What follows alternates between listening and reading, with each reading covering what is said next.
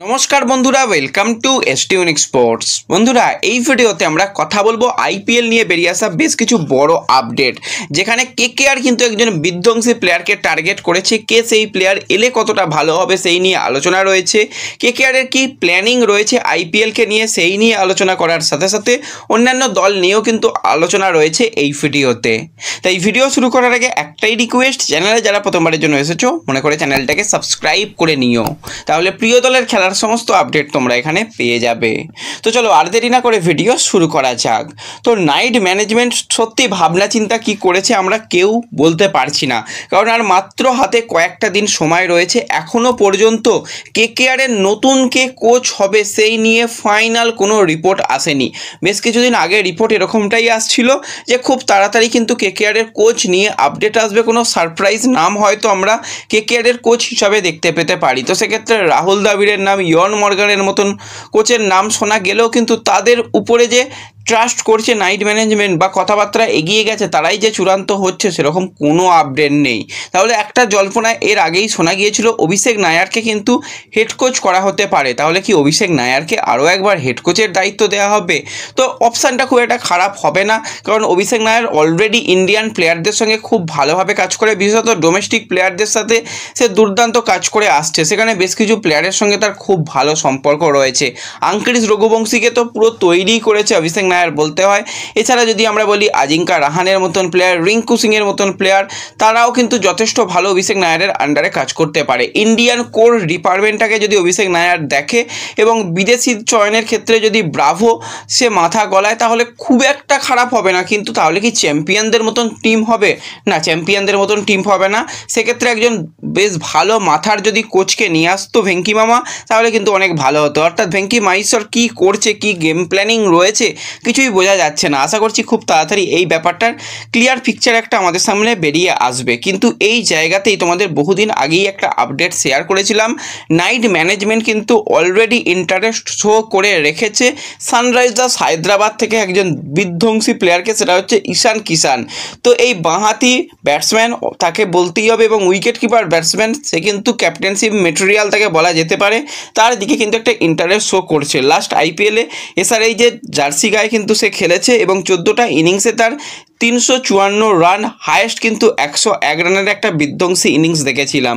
তার আগে মুম্বাই ইন্ডিয়ান্সের সিজনগুলোর দিকে তাকালে সে 2024 সিজনে 320 রান করে, 2023 সিজনে 554 রান করে, 2022 সিজনেও মোটামুটি 400-র উপরে রান করে। তো অ্যাভারেজ কিন্তু সে ভালো এই লাস্ট কয়েকটা সিজনে পারফরমেন্স করে আসছে। এবার এই প্লেয়ারটাকে কি আদেও ছাড়বে এসআরএইচ? তো একটা সম্ভাবনা বেরিয়ে আসছে তার দিকে। কিন্তু অলরেডি 3টে আইপিএলের ফ্র্যাঞ্চাইজি ইন্টারেস্ট শো করেছে, তার মধ্যে কেকেআর একটা রয়েছে, মুম্বাই ইন্ডিয়ান্স তারাও কিন্তু ঈশান কিষানকে চাইছে, এবং আরও একটা দল সেটা হচ্ছে রাজস্থান রয়্যালস, তারাও কিন্তু চাইছে। তো একটা ট্রেড হওয়ার সম্ভাবনা তার রয়েই যাচ্ছে। তো ট্রেড হতে গেলে কোন প্লেয়ারকে দিয়ে কেকেআর ট্রেড করতে পারে? তাহলে কি ভেঙ্কটেশ আইয়ার? না, ভেঙ্কটেশকে অত টাকা দিয়ে হায়দ্রাবাদ নেবে না। এবার ভেঙ্কটেশের দিকে অবশ্যই ইন্টারেস্ট রয়েছিল হায়দ্রাবাদে, সেটা আমরা জানতাম। তো সেক্ষেত্রে একটা হতে পারে যে ভেঙ্কটেশকেও দিল, সঙ্গে বেশ কিছু টাকা দিল, দিয়ে ঈশান কিষানকে নিল, এরকম একটা জল্পনা রয়েছে। তো দেখা যাক শেষ পর্যন্ত এই ব্যাপারটা কিভাবে হয়। তো কেকেআর এই যে আসবে সেটা এখনই বলা যাচ্ছে না। কেকেআরে এলে কিন্তু খুব একটা খারাপ অপশান হবে না, সে কিন্তু ওপেন করতে পারবে। তো সেক্ষেত্রে কিন্তু যদি আমরা বলি ওপেনার হিসাবে, যদি ইন্ডিয়ান ওপেনার একদিকে ঈশান কিষান বাঁহাতি প্লেয়ার, একদিকে আজিঙ্কা রাহানি ডানাতি বাঁহাতি, একটা কম্বিনেশন ভালো করে উঠতে পারে। এবং সে big hitter, wicket keeper batsman, wicket keeper পজিশানে কি সে তো যথেষ্ট ভালো। এবং কেকেআরের কাছে কোনো দিনই কিন্তু সেই রকম খুব একটা ভালো লাস্ট কয়েকটা সিজনে ইন্ডিয়ান উইকেট কিপার নেই। তো সেই জায়গায় ঈশান কিষান এসে গেলে অন্য টপ অর্ডারে কিন্তু একজন বিদেশি বা অলরাউন্ডারে একজন বিদেশি প্লেয়ারকে খেলানো যাবে। তো এটা একটা স্মার্ট ডিল হতে পারে, দেখা যাক শেষ পর্যন্ত ডিল ডান হয় কি না।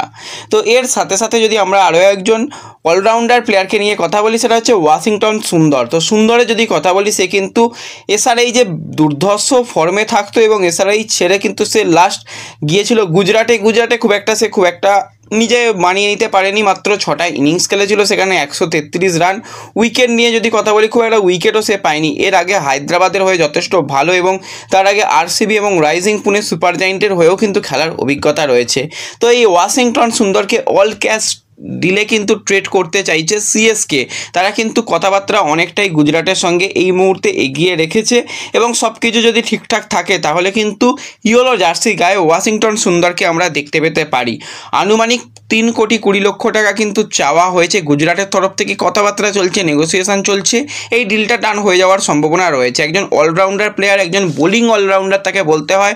অলরেডি রবিচন্দ্রন আশ্বিন সে রিটায়ারমেন্ট নিয়েছে আইপিএল থেকে, তো সেই জায়গায় রিপ্লেস করার জন্য ওয়াশিংটন সুন্দর কিন্তু যথেষ্ট ভালো একটা অপশান হতে চলেছে বলেই আমার মনে হয়। তো ব্যাস এই ভিডিওতে এই আপডেটগুলোই শেয়ার করার ছিল। ভিডিও ভালো লাগলে লাইক শেয়ার করে দিও, চ্যানেলে প্রথমবারের জন্য এলে সাবস্ক্রাইব করে নিও। দেখা হবে পরবর্তী ভিডিওতে, ধন্যবাদ।